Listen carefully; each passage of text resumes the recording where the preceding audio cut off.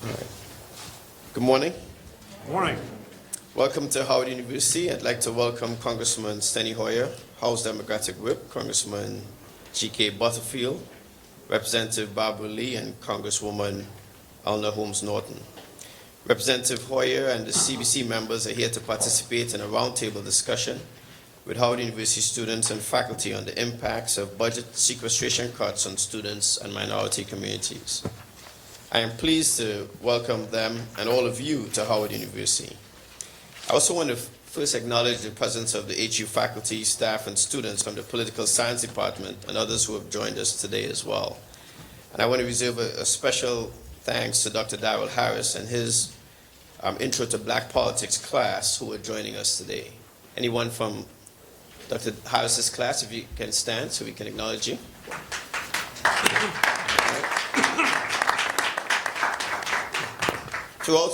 Throughout Howard's history, it has been known for addressing the disparities that impact our city and the nation, and has been at the forefront of social change. We are concerned that low-income students are hurt more than the wealthy by the automatic budget cuts, and we urge Congress to reconsider this policy. The House and Senate Appropriations Committees have approved funding for the Department of Education and associated programs, which reduces resources for financial aid and other programs that help fund college education and help minority families in particular. The members of Congress with us today and President Obama are calling on the Congress to reverse or replace these cuts. The cuts to education would have a disproportionate negative impact on historically black colleges and universities like our own, and the students who are financially disadvantaged. Howard University was chartered by the federal government in 1867 and receives an annual federal appropriation. Over the past 12 years, that appropriation has averaged about $235 million, representing approximately 25% of the university's operating budget. At least 50% of the appropriation is allocated to academic instruction and academic support services. Sequestration has reduced this appropriation by $12 million, and under the pending legislation, we could face another 5 to 8% reduction a year. This will force Howard University to reduce financial aid or raise tuition on a population who can least afford it. And to put that in some context, last year, Howard University gave $110 million in institutional aid to Howard students on a base tuition of $220 million. And that was a significant rise from back in 2012 when we gave $58 million. So supporting our students is extremely important. Howard University is leveraging financial aid resources to support these students with high need. Almost 60% of our students are Pell Grant eligible, despite the fact that we are a private institution. The other private institutions in the city have a Pell Grant eligibility on their student body of 11 to 19%. So we, again, have a Pell Grant eligibility that's significantly higher for a private institution. A large segment of Howard students have an expected family contribution of 0 when they fill out their FAFSAs. And that also means that they qualify for the maximum Pell Grant award, which is almost $5,800 currently. 32% of our students come from families with an adjusted gross income of $25,000 or less. 32%. And 27% of our students have families with an average adjusted gross income of $13,000. The average adjusted gross income for the majority of our undergrads is $60,000. So the return on investment that we feel that we are providing here at Howard University is priceless. This pool of students therefore constrains the university to provide a tuition that's affordable as well. Our tuition this year of $24,000 is below the national average of $31,000 for a private four-year institution and comparable to the $23,000 tuition of a public four-year institution for out-of-state students. Yet, as of May 2012, our undergraduate students graduated with an average indebtedness of $36,000. And to help ease the situation, the university launched the Graduation and Retention Access to Continued Excellence Grant, the GRACE Grant, that pays the remaining tuition and mandatory fees for the highest need students who are on track for graduation. At Howard University, we match every Pell Grant award. So any Pell Grant award that a student receives here at the university, we also provide institutional aid to the same amount. In spite of the reduction in federal resources, Howard University thrives as it successfully graduates its students at a rate above the national average, despite these financial constraints. Despite the reductions in spending for programs that help the financially disadvantaged students at Howard, we are still moving forward to address the priorities that help us continue to build a talented workforce, attract the best and the brightest, and improve graduation rates. We as a society cannot afford to return to the era in which higher education is restricted to those of economic means only. And we cannot and must not retreat from society's support of the economically disadvantaged demonstrated through the financial means of the federal government. Our students are an integral part of the future of this nation, and I endorse the efforts to reverse cuts in education and other programs that could dim the lights on the future of our students. So before I turn it over, I'd also like to say that for all the things that we will discuss today, I always invite members of Congress and others to engage and interact with our students, because I do believe that we have the best student body in all the world. And once again, I will tell the panel that you will be very engaged and intrigued by the students that you will meet and interact with today, as I have been as I walk across this campus. And that's why, at the end of the day, I think that what we do here at Howard University is extremely important. So I thank you for joining us today, and I'll turn it over to Congressman Hoyer. Thank you very much.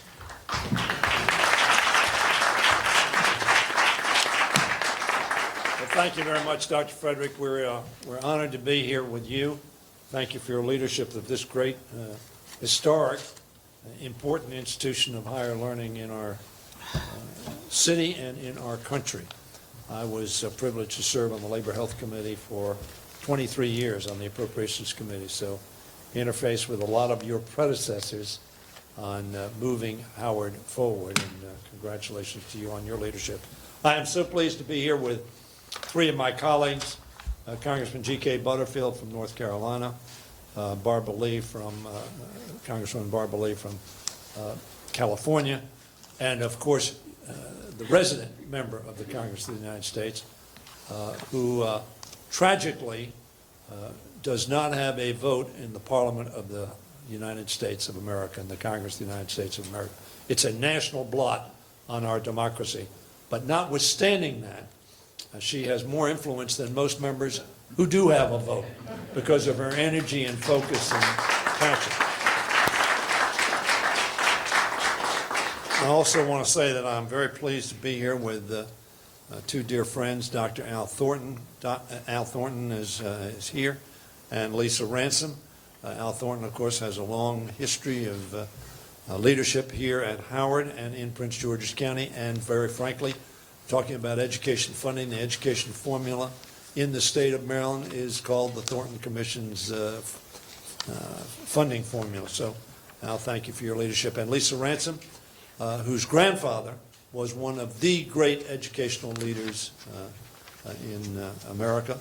Barbara Lee would want me to remind you, he came from California, Gus Hawkins.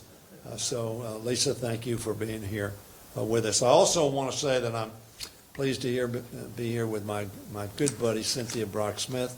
Cynthia, where are you? Did you, right, she's sitting down here, Cynthia Brock-Smith, who's Assistant Vice President for External Affairs, who worked on the Congress, and she and I worked very closely together. And also your Vice President for External Affairs, Dr. Hillman. Where's the Vice President? There she is. Thank you, President Frederick, again, not only for those words of welcome, but for your leadership at an institution that perhaps more than any other has demonstrated the immense value historically black colleges and universities bring to our nation and to its people. We're here today because the future of this country,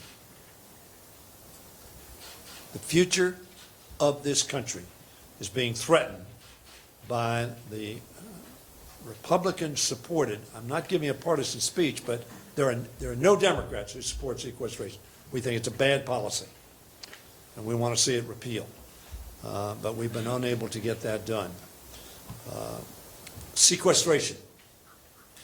All you students know what sequestration is, but it's a somewhat complicated word, but I say sequestration is a complicated word that starts with S, which stands for stupid.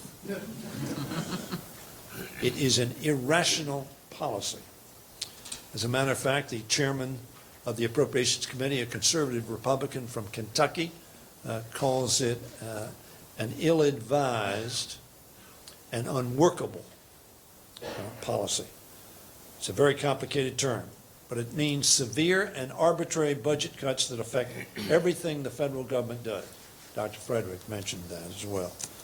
Cuts to anti-poverty programs, one of the leaders in trying to get so many Americans out of poverty.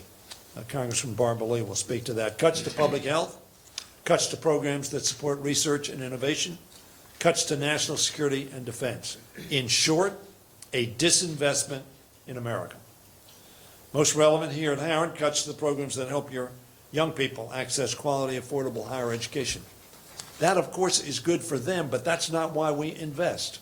We invest because it's good for the country and absolutely essential to make sure that our young people at all of our institutions are not precluded because of cost.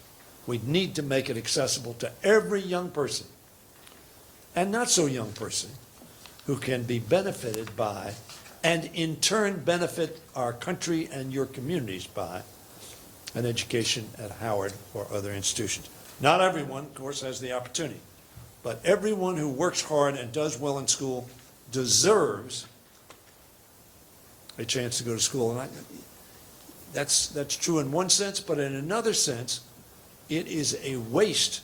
The United Negro College Fund says the mind is a terrible thing to waste. America cannot afford to waste one mind. Federal student loan and work-study programs like Pell Grants and Stafford loans are going to face significant pressure, as the President pointed out, if sequestration is allowed to return this year if Congress doesn't act to prevent it. There are real-world implications if that happens. African-American college students are more likely to be eligible for Pell Grants, and those who benefit from them are more likely to graduate. More than 50% of African-American college students in this country rely on Pell Grants to afford their higher education.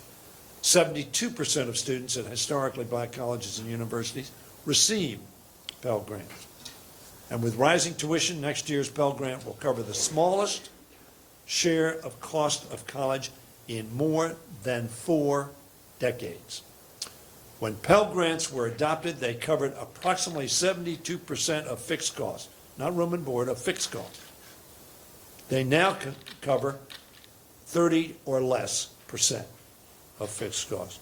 We ought to be investing more in this program, not disinvesting in it. At the same time, sequester cuts will devastate public education at the K-12 level and early childhood programs as well. So the entire spectrum will be adversely affected if sequestration goes into effect. The most vulnerable in America, seniors, low-income families, the homeless, the hungry, and the sick, will be disproportionately adversely affected by sequestration. This ought to be of particular concern to communities of color, but of general concern to each and every one of us. The clock is ticking. The window for action to stop sequestration will be more difficult when and if Speaker Boehner steps down as the Speaker of the House of Representatives. So we need to act now.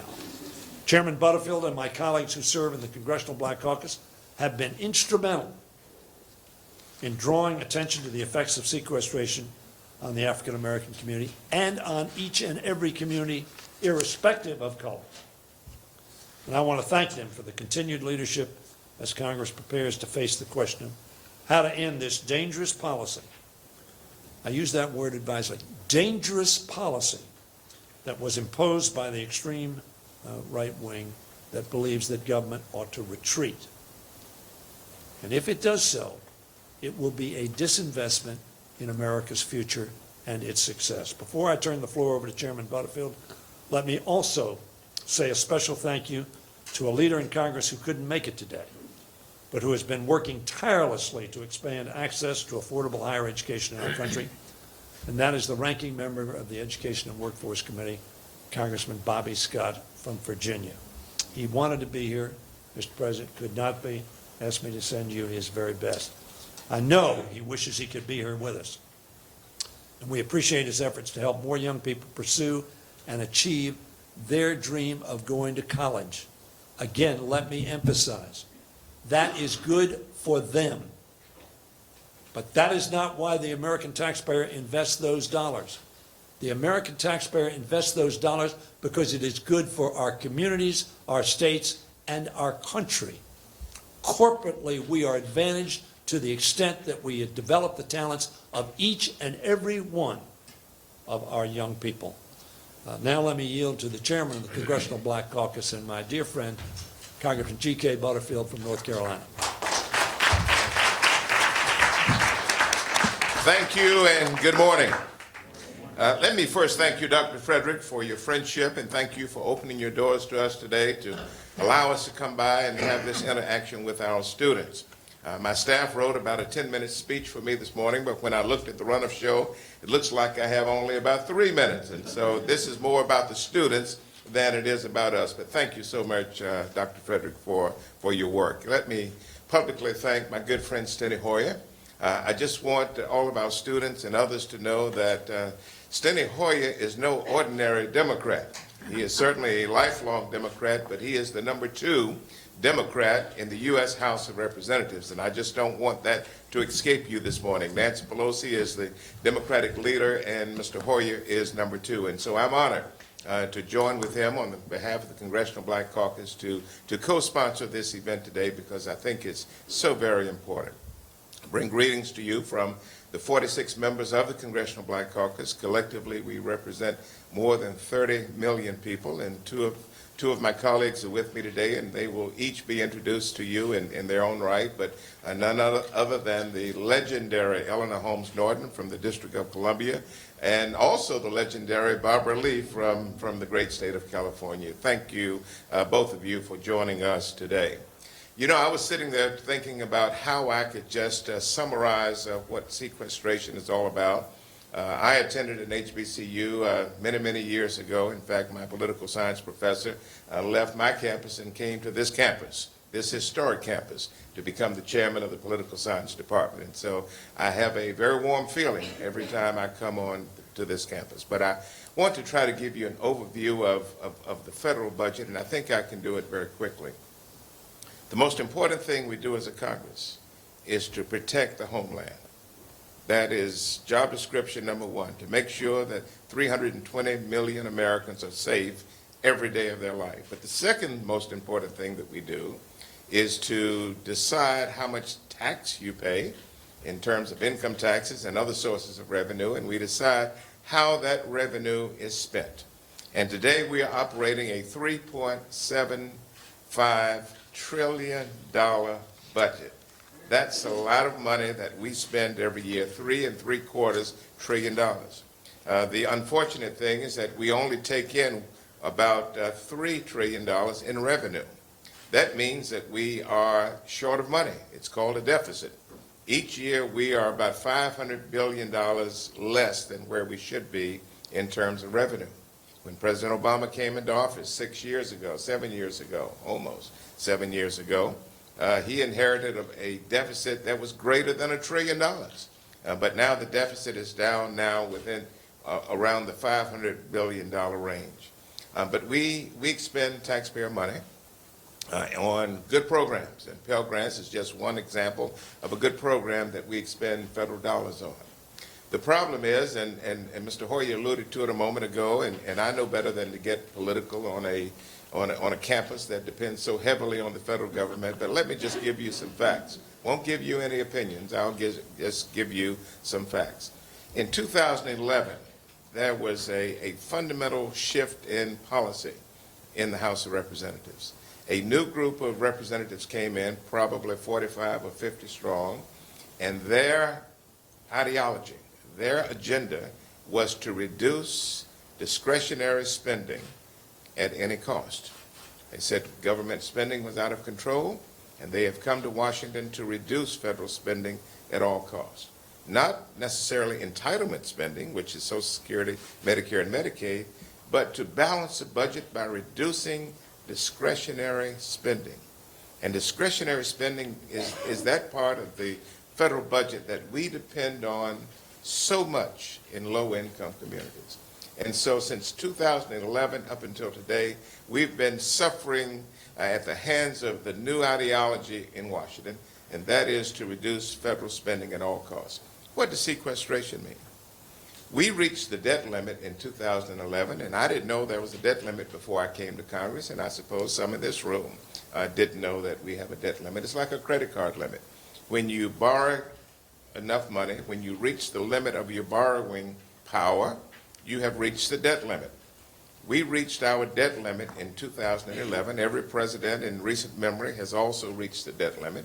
And anytime you reach that limit, the president has to come to the Congress and get authority to increase the debt limit, to borrow money in order to meet the obligations of the federal government. In 2011, President Obama came to the Congress and asked for permission, authority, if you will, to raise the debt limit.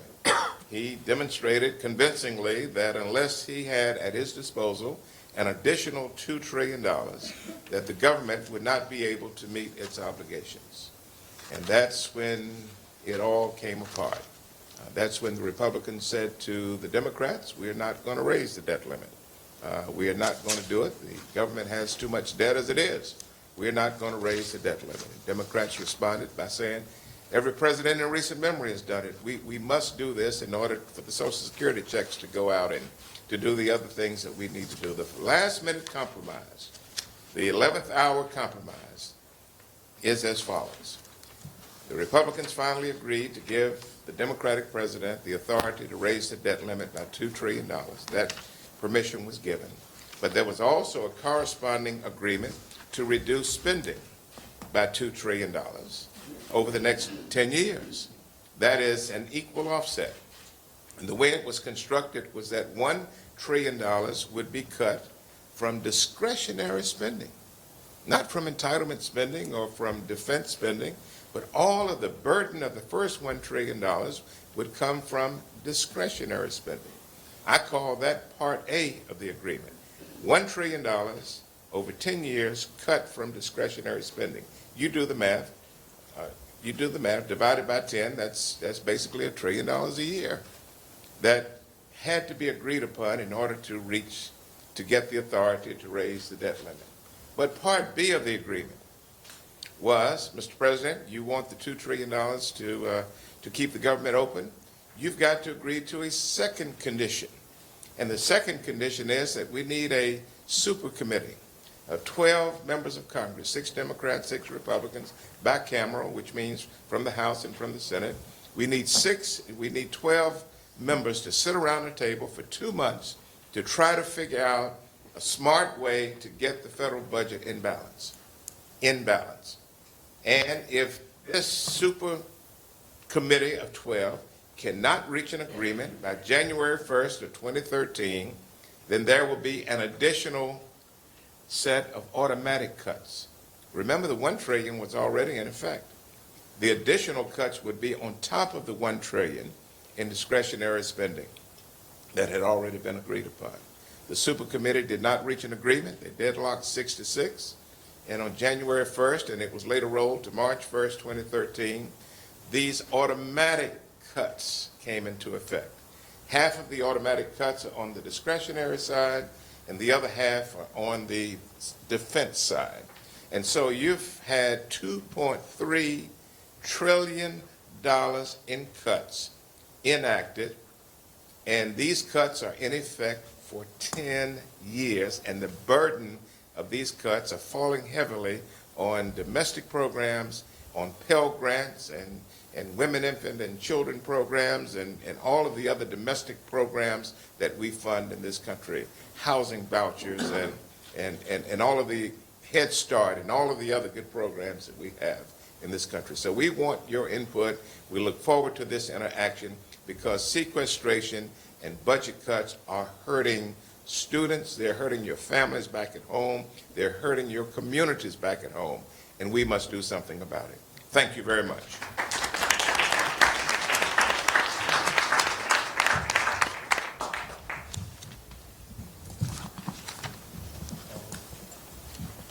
I mentioned her name, and Mr. Hoyer mentioned her name, but let me do it for a third time. Ladies and gentlemen, the delegate, the member of Congress from the District of Columbia, the Honorable Eleanor Holmes Norton.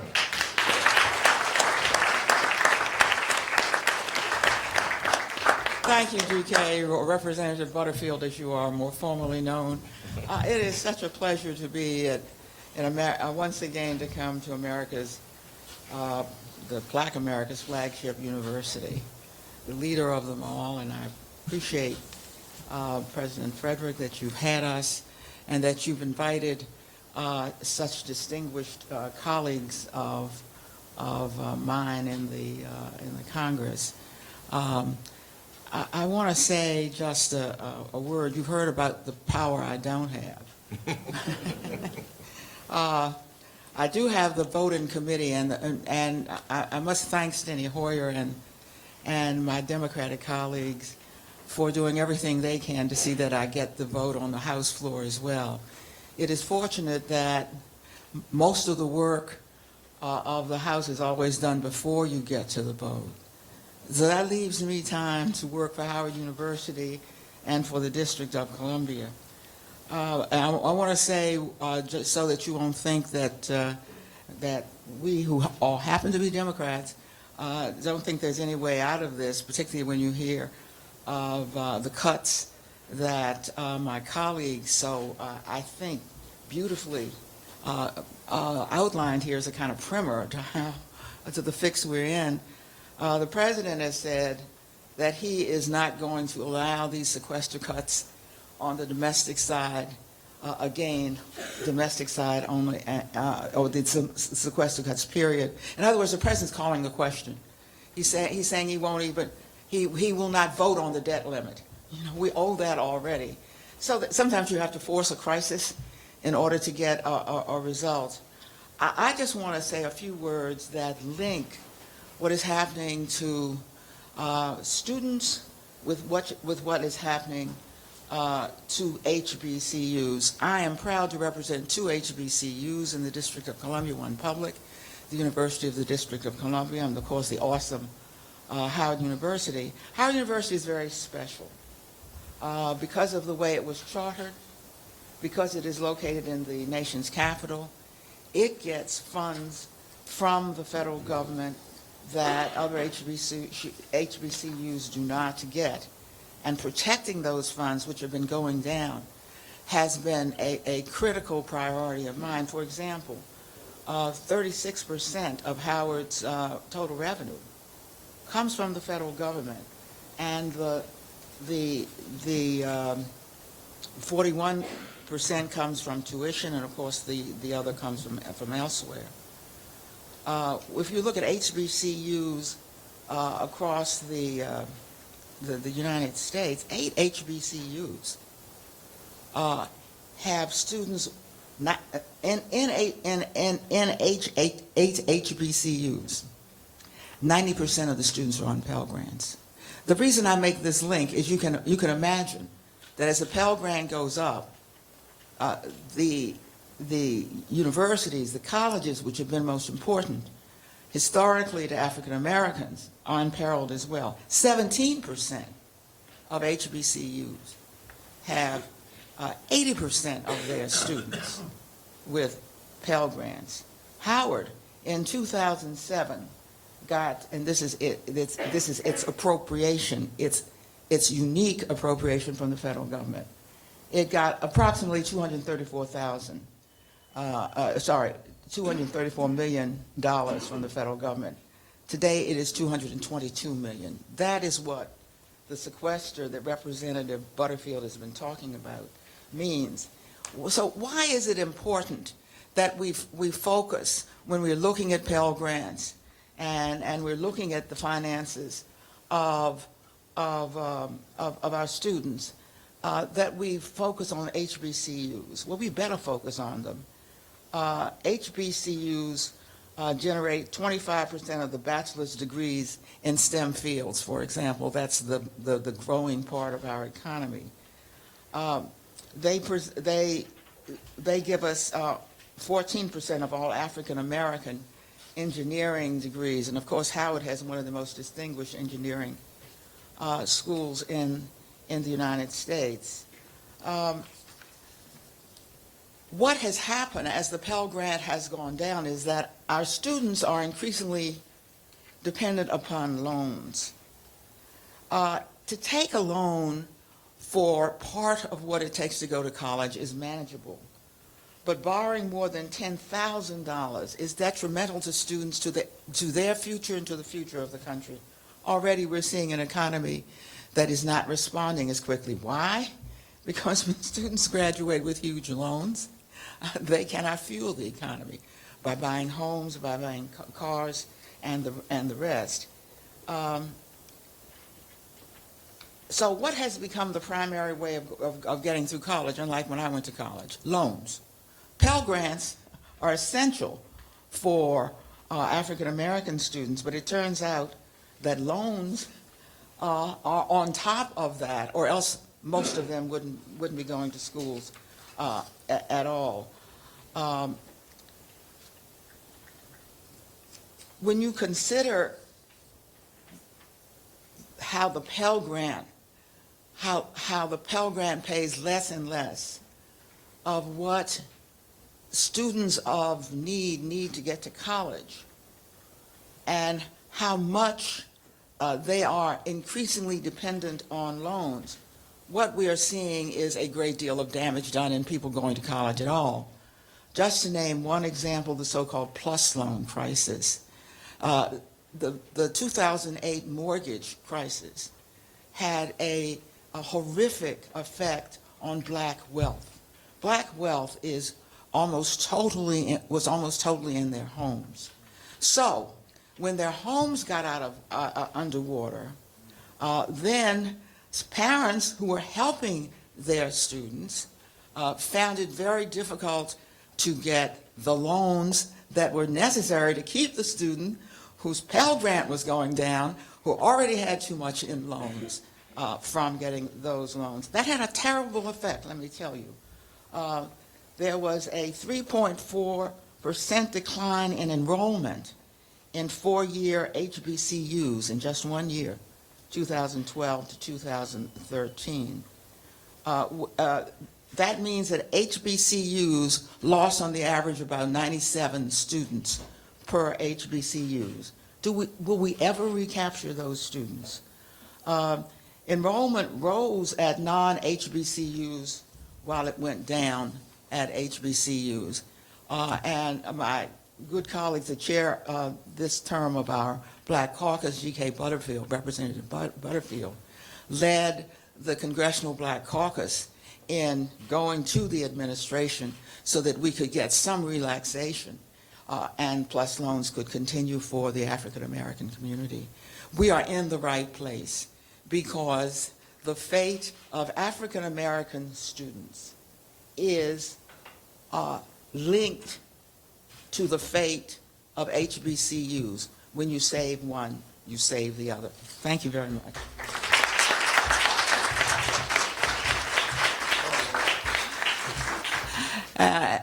And now, for the great finale, my good friend from the state of California and a former chair of the Congressional Black Caucus, Representative Barbara Lee.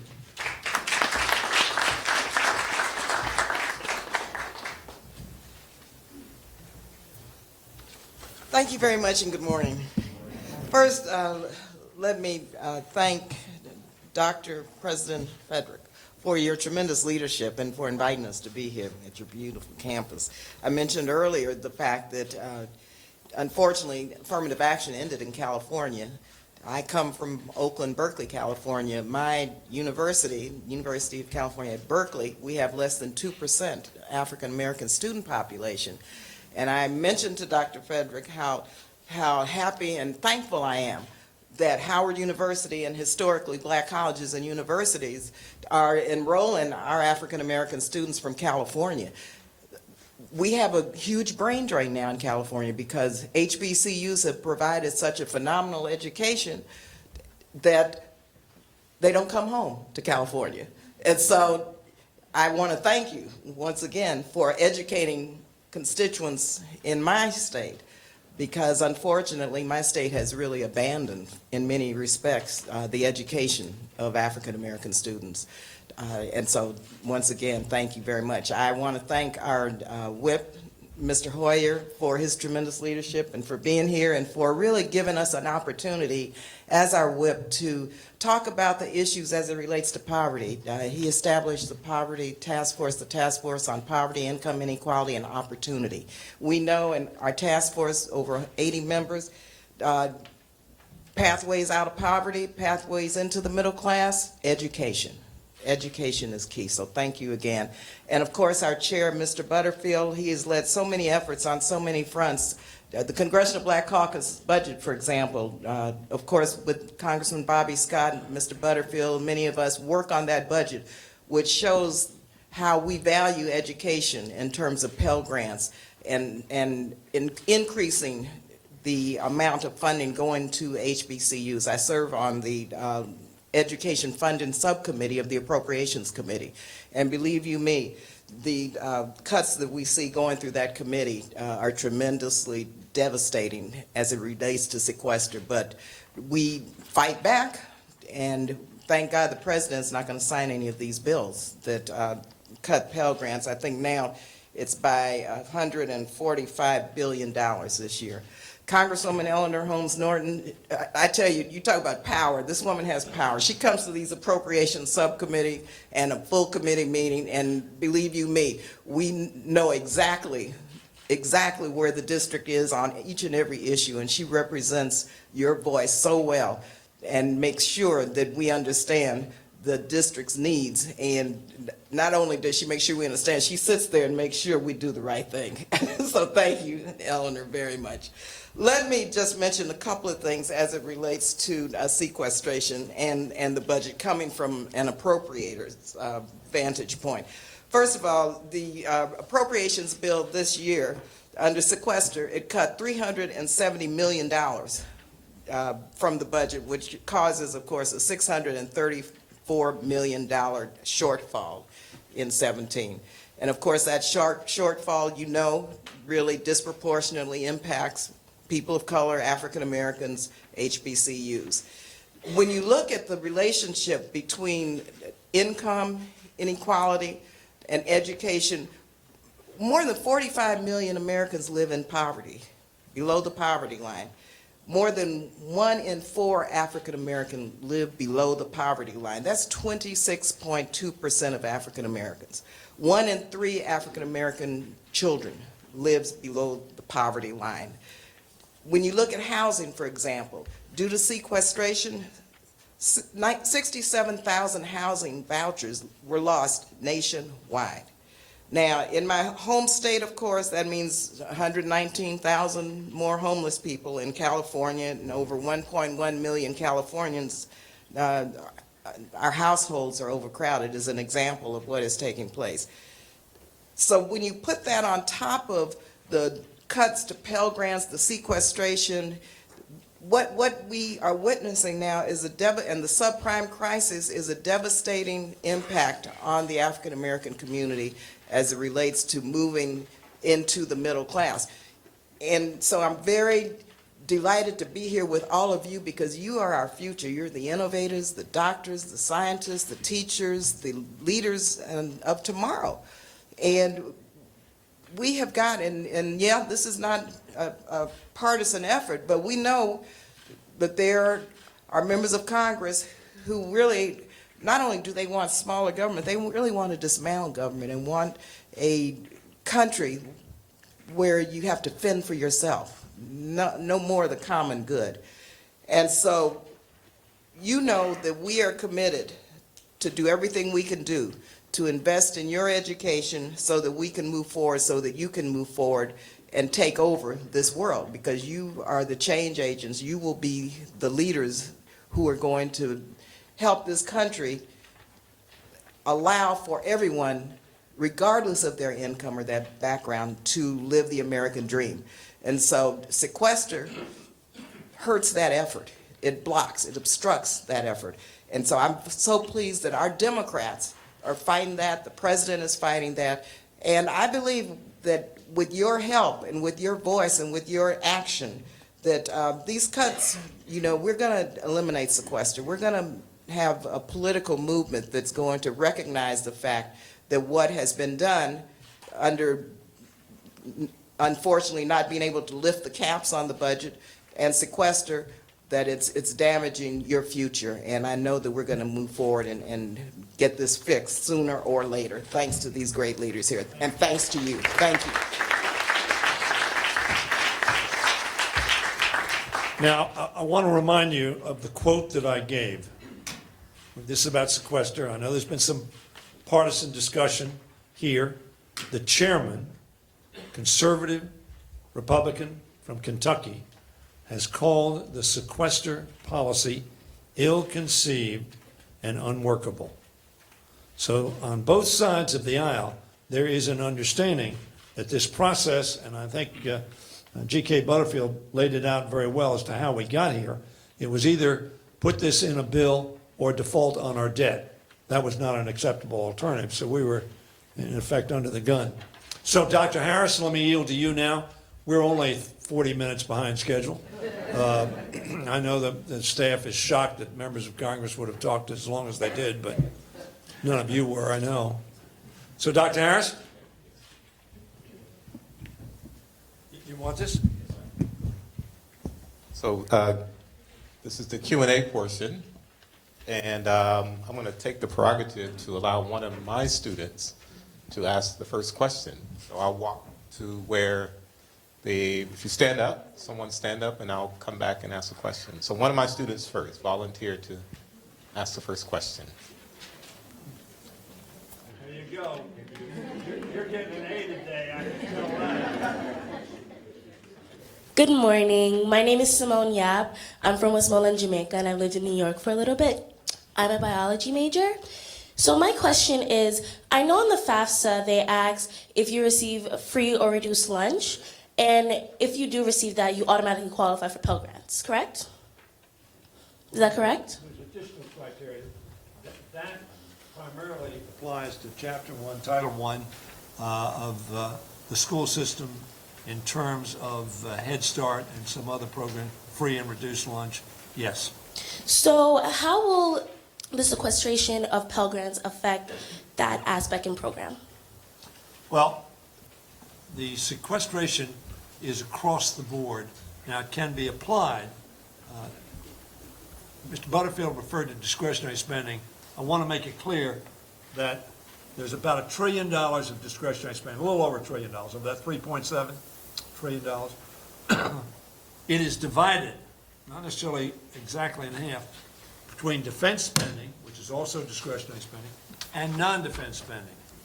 The fact of the matter is that all those programs you mentioned, but all other programs are being squeezed to below levels that were spent in 2008 under George Bush.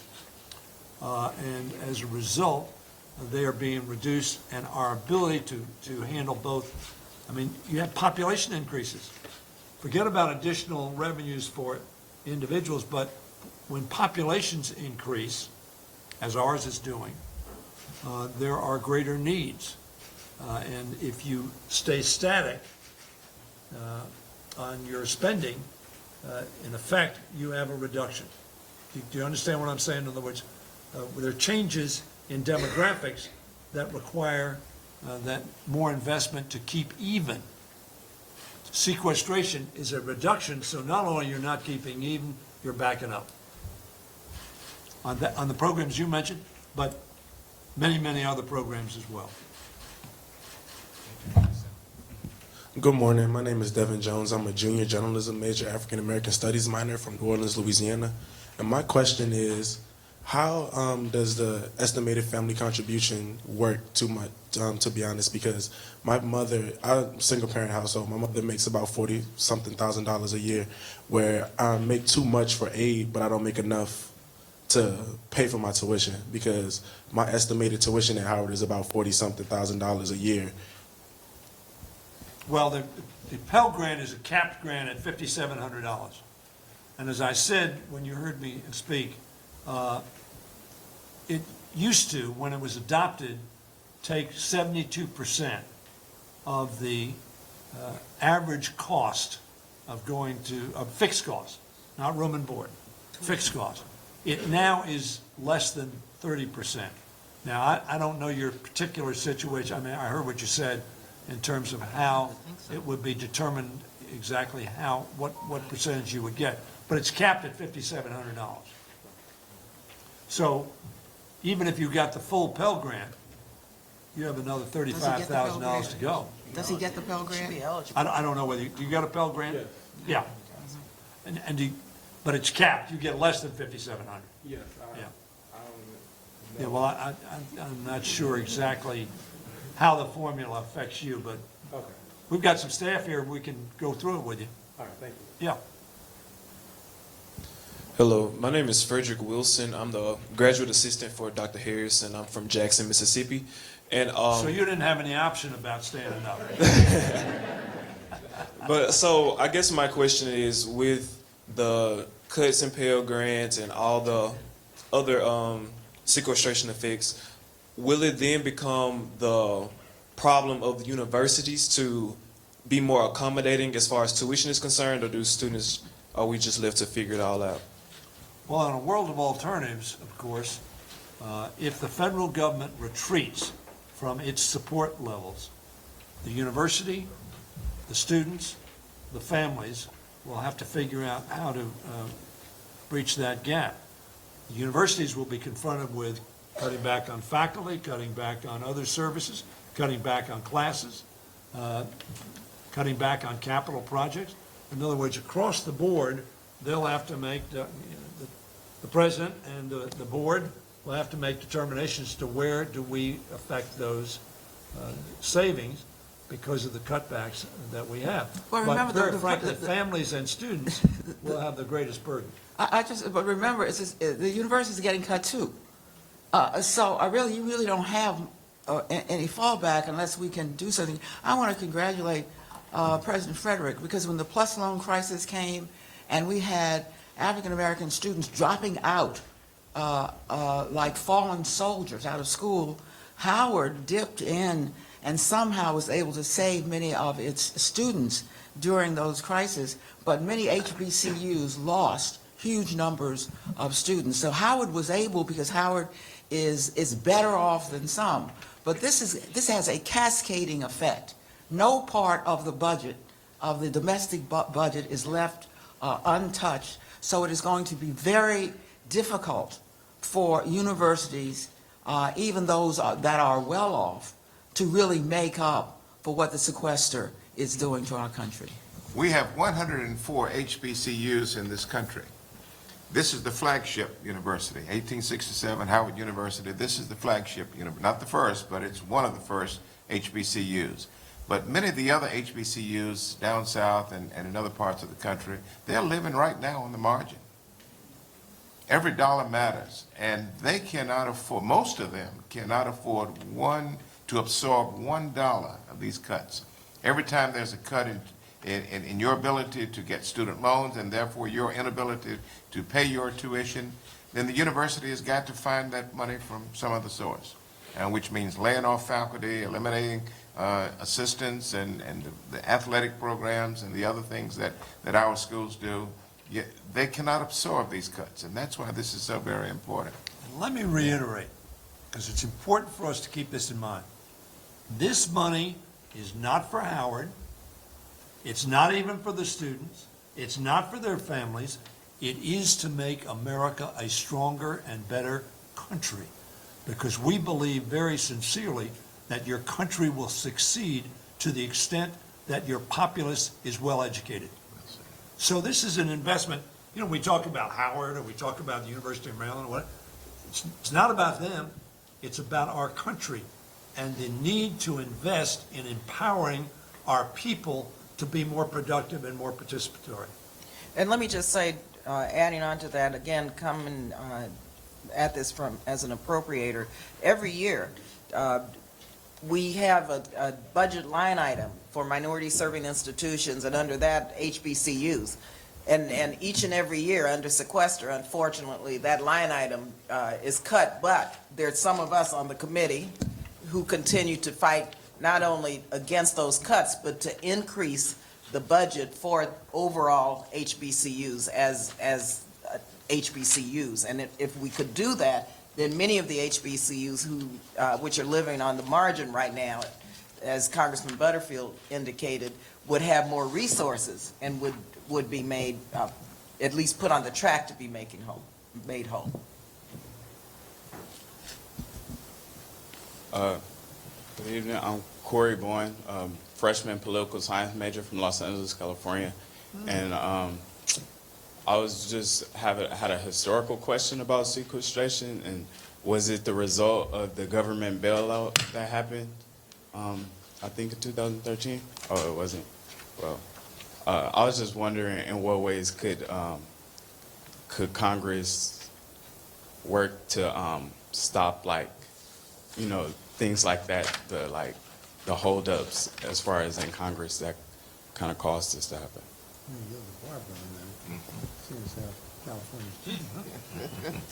Well, you gone, she came. It wasn't the Congress. Well, first, if you remember, we had a shutdown which lost 24 billion. We lost 24 billion in our economy.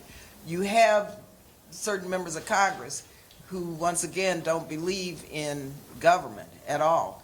The bailout was before sequestration. Sequestration came, and I think Congressman Butterfield laid that out, was really, I considered that during a hostage taking.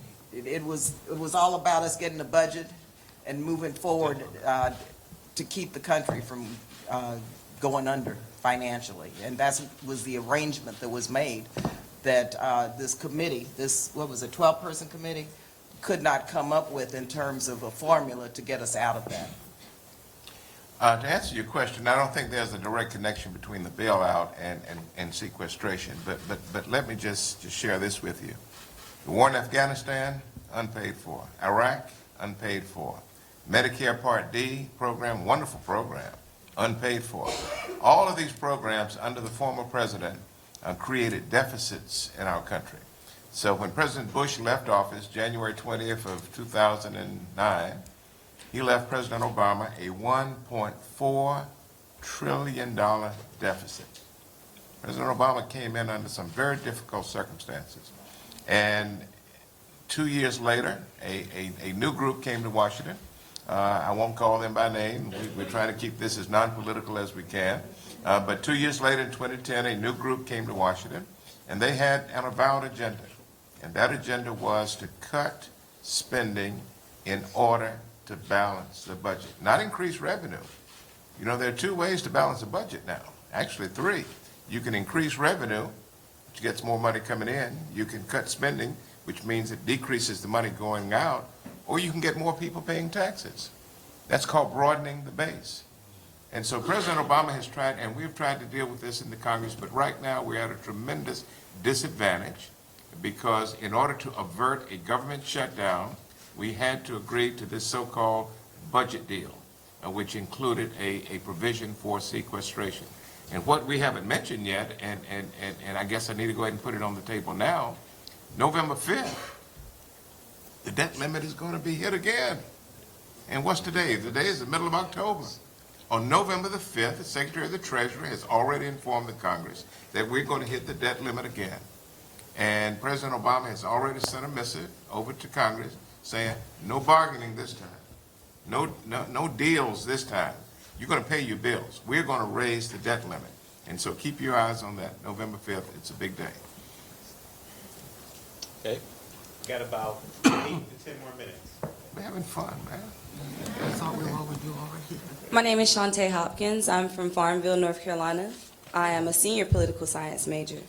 As a low-income Pell Grant recipient, I understand the importance of federal funding to private institutions like Howard University. How do you expect students like me to trust the senior elected officials to efficiently challenge the sequestration when it seems that you're the ones that allowed it to happen underneath your nose? Political ideologies are now beginning to cripple Americans, and not in a few years. The time is not ticking.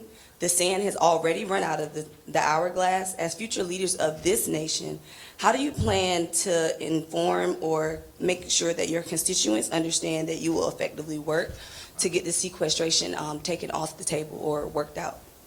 across party lines or within party lines? Let me say something to that effect. In Canada, the Labor Party is just one.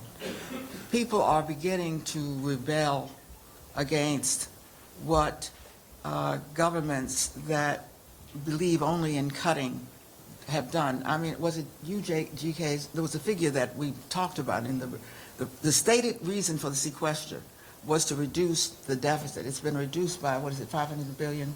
By 500 billion. 66%.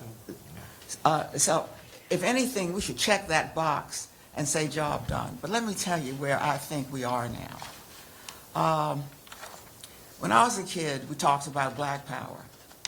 What we have seen emerge, particularly in the last few elections, is student power. The people who are being hurt most by what is happening in the Congress of the United States are of the age of you sitting in this room. We finished college. When students stepped up, they showed they had power. Without you, Barack Obama would not have been president. There's a test coming. Did it take a black man running for president to get the students to come out? Or did they really understand their power? In a real sense, with all that is terrible that has happened in the Congress, we are a democracy. We must respond. We in the House are somewhat more limited than in the Senate. The House has been gerrymandered severely. And here's where Democrats have to watch out, because we're having another census coming up. Voting in that, the vote will who is in the House will depend upon that. We didn't have the majority of the people on this podium didn't have the majority in those state legislatures, so we didn't get to draw the line. As a result, 75% of districts in the United States are white. That does not reflect the United States. And the reason that occurred is because they gerrymandered people of color into districts so that instead of spreading them more naturally where they came from. So I hate to throw the ball back to you, because I think you have asked a very important question. But that is the question for 2016. And I thank you for asking it. Can I answer the first part of the question? How can we get people informed? By doing events like this. To having people understand, because remember, I keep quoting the Republican chairman, he said this is unworkable. So it's not just Democrats, this is not a partisan issue. Sequester was never supposed to go into effect. That committee of which Mr. Butterfield, and there were 6 from the House, 6 from the Senate, but also 6 from the administration. So there were 18 people on there, and it didn't get the 14 votes it needed to pass, unfortunately. But the fact is that sequester did go into effect, and the Republican chairman says it won't work. And we need to make sure that we support the president and we support members of Congress who are working to get rid of sequester and go back to rationally deciding what are the priorities of this country, what are the needs of this country, and what do we need to invest to have a better future. Not simply pick a number out of the air and say, this is where we're going to get. Hello, this is Edith I'm Edith Bartley with Thurgood Marshall College Fund. I just want to thank Congressman Hoyer, my member of Congress, and all the members of the CDC. These members work across party lines. I want to applaud each of you for being here today. Thurgood Marshall College Fund represents Howard University, and you need to be engaged across party lines. Whether it's sequester or any other issue, you need to think about who are your members of Congress back home, whether they're Republican or Democrat. You need to know them. You need to go up to their offices on Capitol Hill and let them know you're their constituent and what's important to you. And you also need to know that when we talked about the Parent Plus loan debacle, it was this administration's Department of Education that proposed the change to the credit criteria in the Parent Plus loans. And it caused an impact to hundreds of thousands of students across the United States, not just at HBCUs. It was this administration that did that. Over the last 7 years, this administration, sadly, has introduced proposed budgets, each sitting president, proposes a budget in February that outlines their request across agencies. And this administration has sadly proposed cuts to Howard University and other HBCU accounts across the federal government. There are HBCU accounts across federal agencies that have been zeroed out or cut over the last 7 years. So when you think about your engagement civically, don't think about partisan. Really think about who's out in Congress working on your behalf, because there are members on both sides who are working on your behalf. And these members work across party lines every day to try to make that happen. And if you want to know more about Republicans who are working on your behalf on education, let me know, and other Democrats, but be engaged.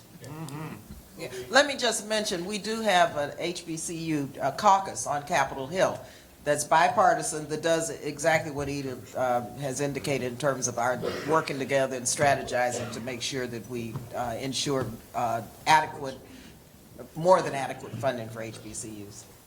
I do have a question, and that is, for most of us, we don't understand procedurally how some of this gets resolved. But just to give us some insight into what we can expect over the next 3 to 6 months in terms of resolving this, or worst case scenario, if it's not resolved, what can we expect? You know, how close are we to a government shutdown? Or do you see that in the realm of possibility at all? Well, the normal process would be, of course, passing a bill in the House, passing a bill in the Senate, and going to conference, or a series of bills. There are 12 appropriation bills that make up the budget. There's not one bill that does it. Right now, we need to replicate, in my view, what was called the Ryan-Murray Agreement. What the Ryan-Murray Agreement did 2 years ago was to say sequester won't work, we'll make another deal, new numbers, and we agreed to that. I voted against Ryan-Murray because it wasn't long enough. Now, most people voted for it, and I urge people to vote for it. Why? Because it was better than the sequester, but it was not what we needed, because it put us right back in this trick bag essentially 15 months later. So the process is, the Republicans are in charge, so they are in charge of putting bills on the floor or not. I have been urging the majority leader for the last 3 months to have a group that can resolve what number we're going to use.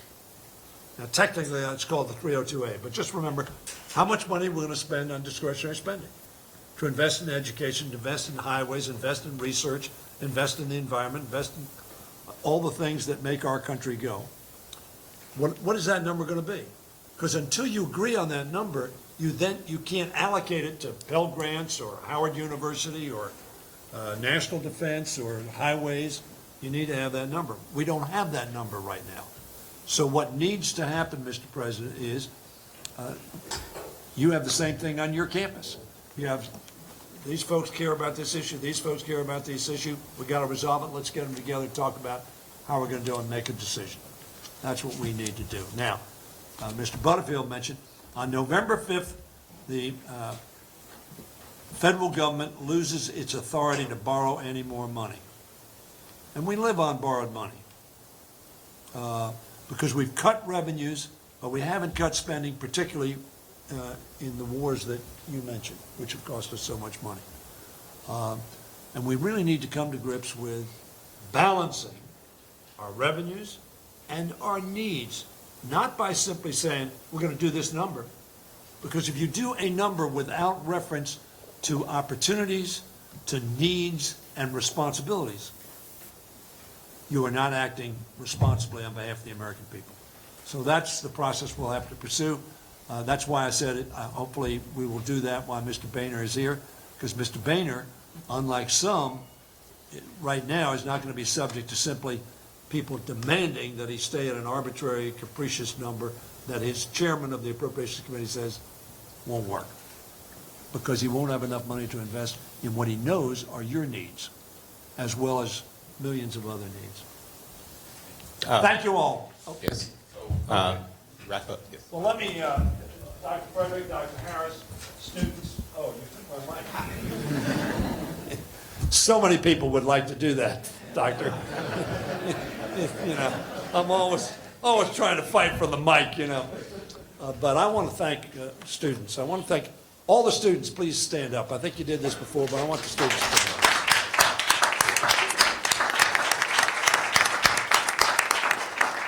You asked the question. Eleanor Holmes Norton answered it. I answered. Be energized, be engaged, be focused, make a difference. You have a slogan here, or your motto here at Howard, which points to personal responsibility. I give a little speech. It's really a little speech. Very rarely do I give little speeches. It's 10 words, all two-letter words. If it is to be, it is up to me. And we can change another two-letter word and say, it is up to us. That's what Eleanor Holmes Norton was talking about. That's why we do this forum, so you'll be better informed. And so that you can do in our democracy what makes us unique, and not necessarily in the world, but unique when we started. And that was the premise that all of us working together and deciding together was better than any one of us deciding. So let's work together. Thank you very much.